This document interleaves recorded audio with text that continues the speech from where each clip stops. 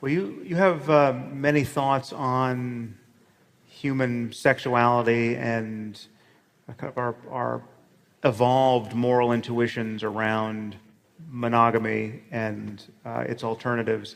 Polyamory is something you've written about and actually adopted.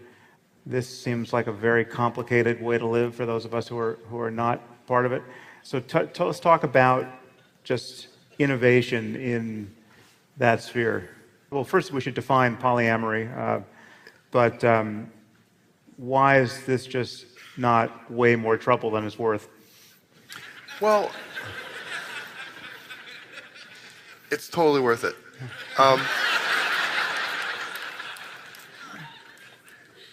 So I was a good little monogamist, and I believed in monogamist mating norms until a few years ago, when my girlfriend turned to me. Humans have an innate tendency to form long-term pair bonds, no doubt. Pair bonds are extremely important in human evolution. People finding mates, settling down, having a little home, raising kids together, biparental care, dads investing, that has been crucial to human evolution for at least 1 million years. And then it's kind of gotten ritualized culturally into the expectation of lifelong monogamous marriage. And every large successful civilization in human history has adopted monogamous marriage as the typical mating pattern for most people most of the time. So I'm not going to go diss monogamy. It has been a wildly successful way to take sort of hominid pair bonds and update them for, agricultural and industrial civilizations in ways that work for most people, most of the time pretty well. However, they can be oppressive to certain people who have certain values or certain life situations or simply certain personalities. So I taught, I think, the first psychology of polyamory course last term at University of New Mexico, and we reviewed all the empirical... What was enrollment like in that course? It was what really, was the ratio it was really of cool men to women? students. It was 50-50, and it all worked very well. There are no fisticuffs or big arguments. Other professors gave me some flack. Another story. But I think in the modern era, if you go back and you ask what were the original cultural and social functions of monogamous marriage, a lot of them had to do with things like reduce the transmission rate of STDs, ensure paternity certainty, that your kid is who you think your kid is, manage inheritance of wealth and land, and it was also crucially about spreading reproductive opportunities fairly evenly across young males and young females so that nobody kind of monopolizes the mating market. And that all worked very, very well. You couldn't have had Chinese or Roman or medieval European civilization work as well as it did without monogamy. But in the modern world, 21st century relationships, the issue is, are your kids or grandkids seriously going to pursue lifelong monogamous marriage as their default or their aspiration? The surveys among millennials and Gen Z say no. A lot of them don't want that. So what are they going to do? We don't know. This is probably the topic of my next book. But I think we have to basically look at all the different little sexual subcultures that have tried different kinds of mating patterns, right? Monogamy people, polygamists, polyamorists, swingers, asexuals. Figure out what are the lessons learned from each of those subcultures and Can you differentiate those? Because between monogamy and asexuals, it all sounded like a big orgy. Right.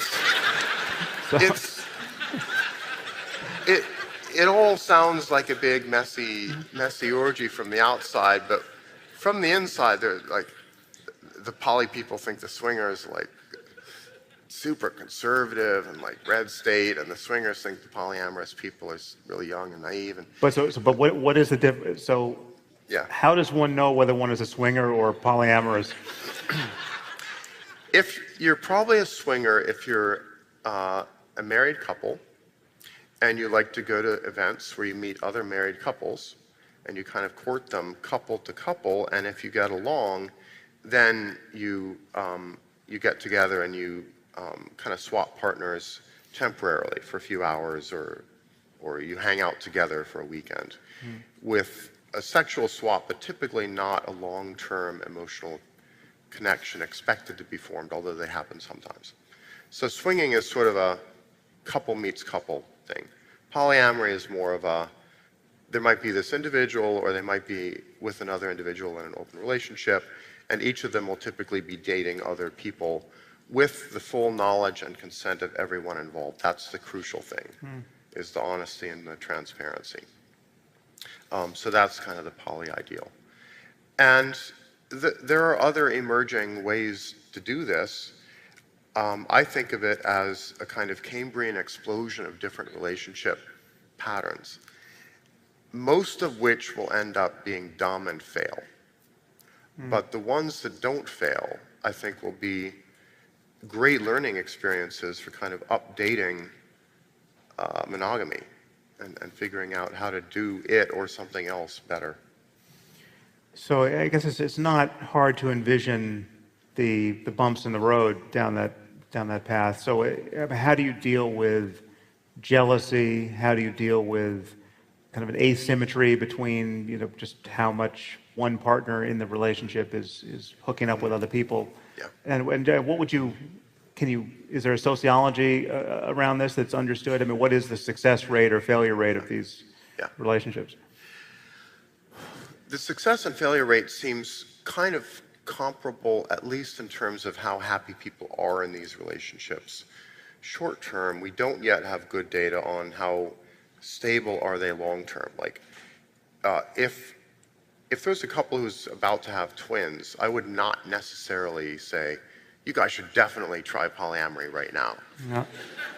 Okay? Because I don't know how the longevity would work out. But in terms of the jealousy issue, here's where I part company with the kind of standard polyamory culture. A lot of polyamorists say jealousy is a kind of cultural construct. It's arbitrary. You can jettison it. You can unlearn it. It doesn't run very deep. I think, on the contrary, evolution created sexual and emotional jealousy for very, very good reasons. They are deep instincts. They have important adaptive functions. However, that doesn't mean you have to let them rule your life. So, you know, the Steve Pinker book, The Better Angels of Our Nature, is all about, we have these aggressive homicidal instincts, right? But we managed to drop the rate of aggressive homicide by orders of magnitude over the last thousands of years. That was a win for civilization, taking aggressive instincts and harnessing them and managing them and making them not run our lives. I think the same thing could be done with sexual jealousy. But most people aren't willing to try. They're terrified of jealousy, and they can't imagine being in a relationship where they're comfortable with a partner going out on a date for a night. That terrifies them more than like bankruptcy or a bad election, you know. But it's survivable. It's survivable. And But then the question is why? And then one wonders whether that murder curve is going to go up if this ever catches on. yeah. There must be some perceived limitation of well-being imposed by monogamy that is corrected for by polyamory, and it's worth the jealousy that you say is unavoidable. Yeah, okay, so what are the upsides? It's fun, you get to meet more people. I think humans are actually evolved to use sex to make friends. And I'm not being totally facetious about that. Sex is a great way to get to know somebody better very quickly. And the poly that's a tweetable meme, I think. And so the poly culture tends to be very tightly socially networked. And that can bring a lot of benefits, socially, emotionally, professionally, in terms of careers, in terms of like cost savings, all sorts of ways. you sort of are recreating a tribe in a way that a lot of modern alienated people in society don't have a tribe. So is it functioning that way, that there's a kind of community that is, Yes. so it's not that polyamorous people are continually having, you're in an open relationship with people who are, I don't know what the name is, civilians who don't know what they're getting into, right? This is a kind of hermetically sealed, or I would imagine people are being inducted into this, and I mean, it's sounding a little cult-like. Is there any kind of like proselytizing of this that is necessary to get this working out in the world? Well, like all great ideas, you have to proselytize it. Yeah.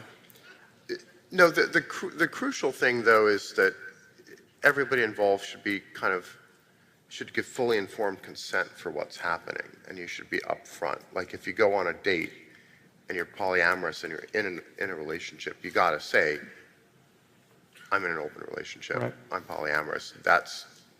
You can't like hide that. And But would you reveal that even before you go on the date, so that there'd be no surprise in that first conversation? Well, on certain dating sites like OkCupid, you can actually specify, Right, okay. this is my dating orientation, non-monogamous, whatever. Right. I think, more seriously, a lot of people who are in long-term relationships get stale.